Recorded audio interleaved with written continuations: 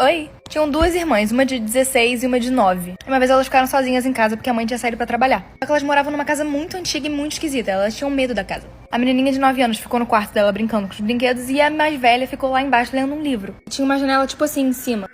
Quando ela acabou de ler um capítulo, ela sentiu um bagulho esquisito e olhou pra cima. Quando ela olhou pra cima, tinha uma pessoa tipo assim, só que um pouquinho mais assustadora, e ela ficou tipo paranoica, com muito medo. E ela subiu pra ver como é que a irmã dela tava. E a irmã dela falou: cara, eu tô bem, eu tô brincando com os meus brinquedinhos, licença, sai. E ela desceu e falou: tá, tô louca. Passou mais um tempo, ela olhou pra cima de novo pra ver se a figura ainda tava lá. E ela ainda estava encarando. Só que dessa vez a figura tava assim e do nada saiu. E ela passou mal e teve uma sensação muito esquisita. Quando ela subiu pra ver como é que a irmã tava jogada no chão e tinha sido esfaqueada muitas e muitas vezes. Não sei qual é a moral da história.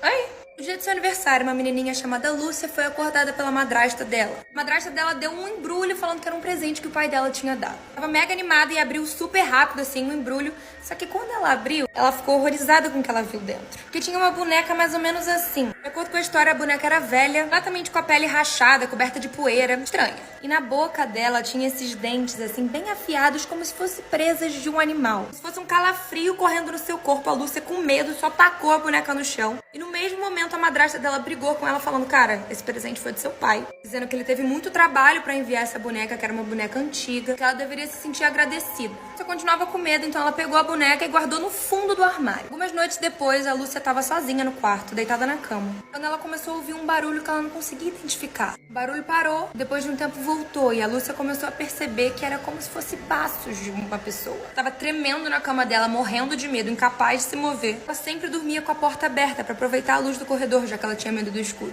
Logo ela ouviu uma voz sussurrando assim: Lúcia, eu tô no 5º degrau. Lúcia ficou morrendo de medo e não conseguiu mais dormir.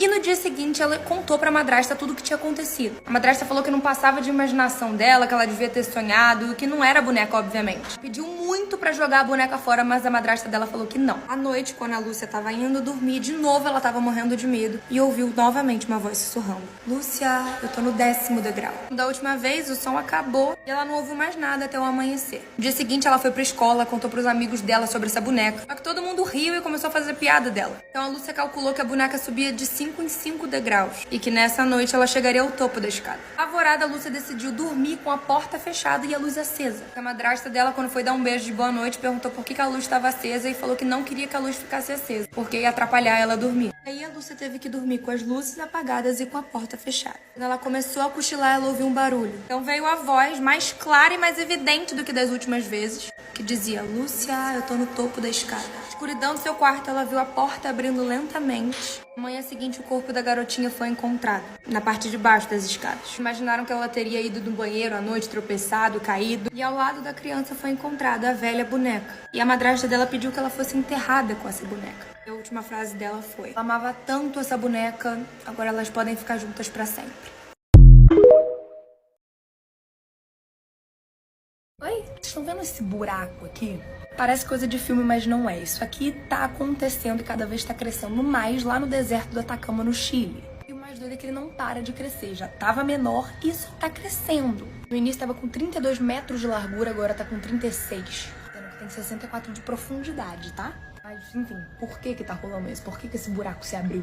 Cara, basicamente ainda não se sabe. Os cientistas estão meio surtando ainda. Basicamente, existem vários eventos, assim, naturais, causas naturais ou de causa humana que podem ter causado isso, mas os dois principais são: a primeira seria, enfim, o resultado de chuvas intensas que tiveram no mês de julho. Mas que buraco, hein, essa chuva? E a outra é que ali é uma área de mineração e eles extraem várias coisas e o solo surtou. O solo surtou, é tenso. Mas vocês entenderam. E também tem pessoas, obviamente, teorias da conspiração, que estão falando que é alienígena. Me deixe saber aqui nos comentários o que vocês acham que é. Oi? Então, 2 irmãos pequenos pegaram aqueles trampolins, sabe? Que as pessoas usam pra malhar, mas crianças usam pra brincar. Isso aqui.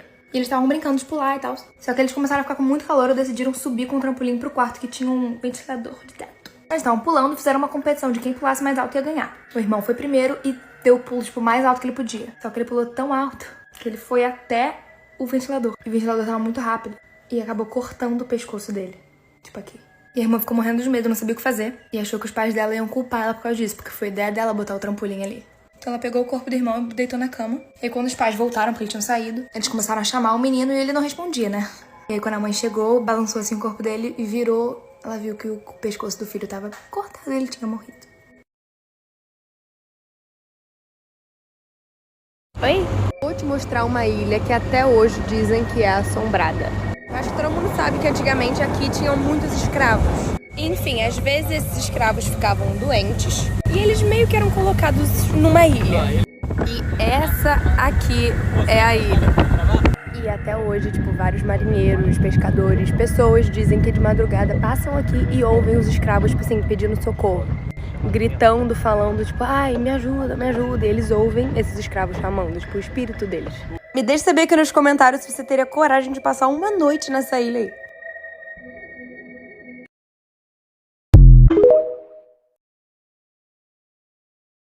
Oi! Uma pessoa na minha família me contou essa história, então eu vou contar. Ele trabalhava na polícia, então por isso que ele sabe dessa história. Certa vez, a pessoa estava no plantão e ele recebeu uma ligação falando que tinha uma pessoa num valão morta. Chegando lá, essa pessoa estava viva, mas o que aconteceu para essa pessoa estar no valão é o que eu vou explicar agora. Uma mulher era casada com um cara, que ele era velho, mas ele era rico, por isso que ela estava com ele. Só que ela tinha um amante, que ela queria pegar o dinheiro desse cara que ela era casado e viver com o amante. Então ela teve a brilhante ideia de matar o marido, no caso o amante dela matou o marido, acertando a cabeça dele. E aí ela reportou pra polícia que o marido dela tinha sumido, ela nunca mais viu o marido dela. E depois, quando o corpo começou a feder nesse valão, ela falou, ai meu Deus, acho que meu marido tá ali. Sendo que ela sabia. E a polícia foi tirar o corpo do marido dela do valão, só que o marido dela tava vivo. Ele não tinha morrido. E o cheiro tava muito ruim, porque de fato ele tava cheio de machucado e já tava dando bicho. No final da história, teve julgamento dessa mulher. E o marido dela, no caso o ex-marido dela, contou tudo, que ela e o amante armaram tudo aquilo. E ele foi pro julgamento com as feridas expostas e abertas com bicho. Na moral, gente, que bagulho bizarro que acabou de acontecer. Tava eu aqui bonitinha e o Moon começa a latir. Sabe que cachorro é meio sensitivo com essas coisas de espírito, né? Latindo, latindo, latindo pra lá, tipo, sem parar. Aí eu, crente que sou, comecei a orar, expulsar o que tava aqui, abri a porta. Na hora que eu abri a porta, a luz ainda tá acesa. A luz, tipo assim, é com sensor, agora apagou. A luz só acendeu, tipo assim, como se alguém tivesse passado pra lá. Caraca! Mas eu não já mandei você ir embora, Satanás. Já mandei ir embora. Pra onde é que tá? Lá de onde tá? Em mim? É? Aí complicou. E do nada, a luz aqui de casa acabou, deu um barulhão na rua. Na moral, não tô gostando disso não, tá tudo escuro, sabe? Tá entendendo? Por que isso tá acontecendo? A luz não liga. Tem os vizinhos falando alguma coisa aqui. Cara, que susto, achei que eu tivesse visto uma pessoa. Tá amarrada em nome de Jesus!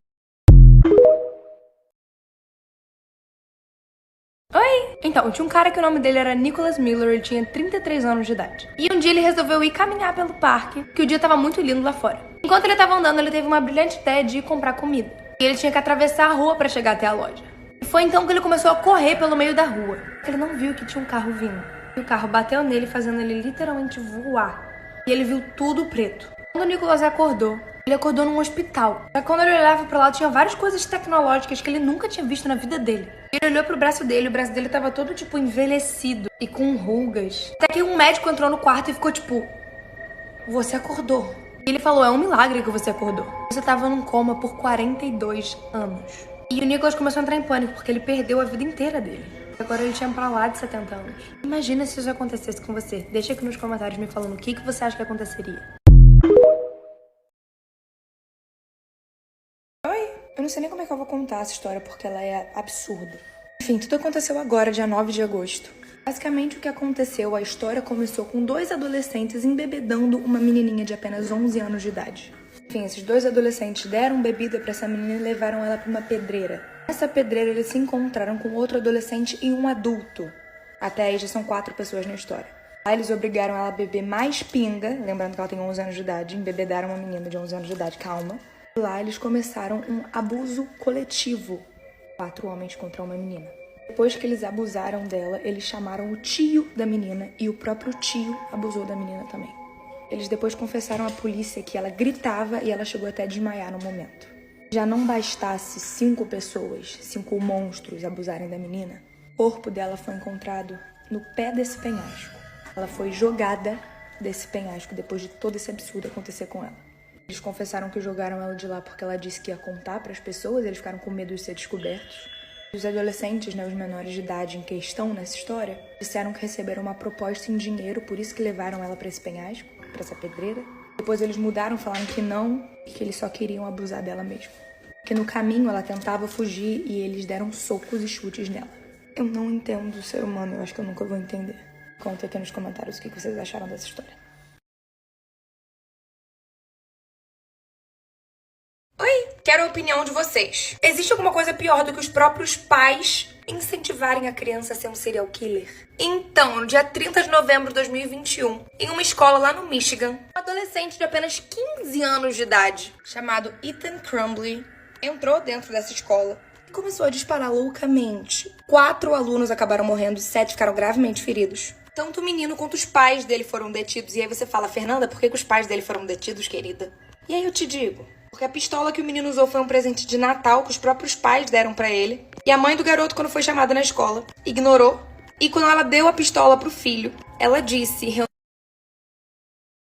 Oi? Hoje eu vou te contar os jeitos mais bizarros que eu acho que pessoas, enfim, serial killers mataram pessoas. O primeiro que eu vou contar pra vocês é o Joe Ball. Por que tem vários jacarés aqui, Fernanda? De acordo com a história, ele fez 20 vítimas, todas mulheres, dando elas de comer para jacarés. O próximo é esse cara chamado Dennis Nielsen. Ele matou pelo menos 15 homens. Ele costumava conversar com os corpos, os cadáveres. Depois que a pessoa já estava morta, o corpo já estava em estado de decomposição, ele fervia numa panela a cabeça da pessoa. E aí ele escondia partes do corpo dessas pessoas no jardim, em gavetas na casa dele. E na maioria das vezes ele depositava esses corpos no vaso sanitário e apertava a descarga. Enfim, tem mais. Se quiserem parte 2, dá um like nesse vídeo e manda pros seus amigos.